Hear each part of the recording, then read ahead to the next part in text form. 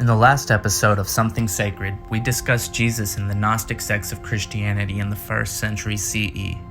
Amongst those early Christians, the Christ was often represented in two forms, the Christ Jesus and the Christ Sophia, representing the masculine and feminine sides of divinity. Now, before you completely dismiss those ideas, understand that femininity and masculinity are facts of nature and are built into the very fabric of reality as we know it. The Kybalion tells us that gender is in everything. Everything has its masculine and feminine principles. Gender manifests on all planes. With that being said, I very quickly want to go over some of the traits of masculine and feminine energy. The easiest example is the left and right hemispheres of the brain. We know the left hemisphere of the brain is attributed to being more analytical, methodical, orderly, controlling, and is typically utilized by the masculine, while the right hemisphere is considered more creative, intuitive, insightful, and is typically utilized by the feminine.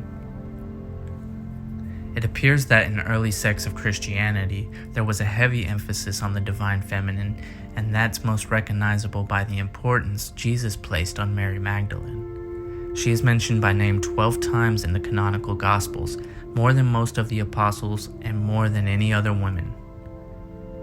All 4 Gospels identify her either alone or as a member of a larger group of women, as the first to witness the empty tomb and the first to witness Jesus' resurrection.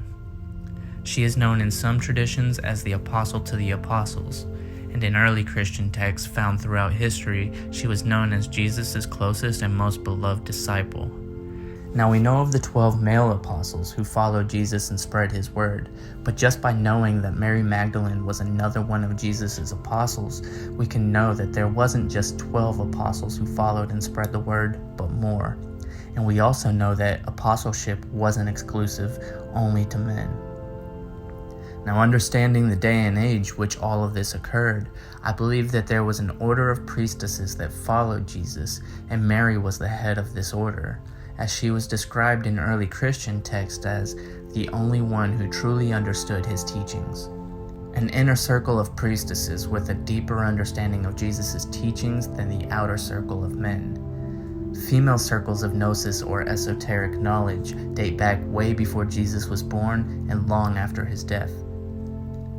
Priestesses have always been the ritual leaders. Their counsel was sought in preparing magical spells or in establishing spiritual or meditative practices. In Something Sacred About Jesus, we discussed the ancient practice of adding mind-expanding substances to ritual wines, and it was more often than not the priestess who would brew and serve these potions in their ceremonies.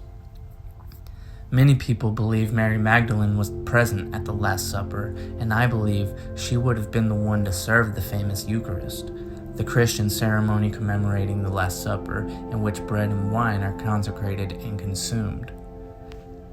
Apart from all this, it is even said that St. Peter became somewhat jealous because Jesus' favoritism of Mary and the knowledge he bestowed upon her. We know that the Catholic Church is directly correlated to Peter, and his jealousy could very well have been the beginning of the 2,000-year-long oppression of women in Western society. The masculine tendency to control resulted in the removal of the priestess's role in Christianity, all the way to the witch hunts and to women's rights in the modern age. I have to quote Tim Freak and Peter Gandy here because there's just no better way to word it. The eradication of the Christian goddess by the patriarchal Roman Church has left us all motherless children. Women have been denied a sympathetic rapport with the divine feminine. Men have been denied a love affair with the female face of deity. Spirituality has become part of the battleground which separates the sexes, when it should be the sanctuary of eternal fellowship.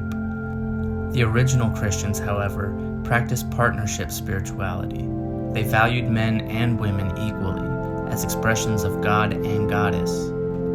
They saw the division of the sexes as a correlate of the primal duality which is the source of creation, a duality that when made one, as in the act of love, brings the bliss of union that they call gnosis. Even Carl Jung thought the church would die without the mother, and the feminine had been submerged in our collective conscious. Please know that I am not bashing masculine energy, just stating that this has been the case. Masculine and feminine energy both have their place, but what I'm trying to say here is that masculine energy has suppressed feminine energy on this planet, in this plane of reality for so long that we are unbalanced as a civilization. I believe that in order to move into a brighter future, women need to once again recognize their godhood and relearn their lost practices. Not as a trend to follow, but as a sacred right of the priestess. Finally understand and practice the natural magic of the esoteric. Don't just read a New Age book from Barnes & Noble and say you're a witch, but truthfully dive into the history of knowledge in the ancient world. It's been amazing to see a surge of feminine power in today's world, and I encourage all women to continue the fight, but there is one thing I have to warn. Women, priestesses, goddesses, beautiful mothers of all creation, do not become like the masculine order that held the feminine order down for so long. Do not come back into your power just to get revenge. The goal isn't to rule men now because they ruled you for so long. The goal is to balance the energies. We need to balance these energies if we wish to see a brighter future. Thanks again for watching and listening. If you didn't see the last video, Something Sacred About Jesus, you can find it on my channel, and please hit like and subscribe if you want to see more content like this.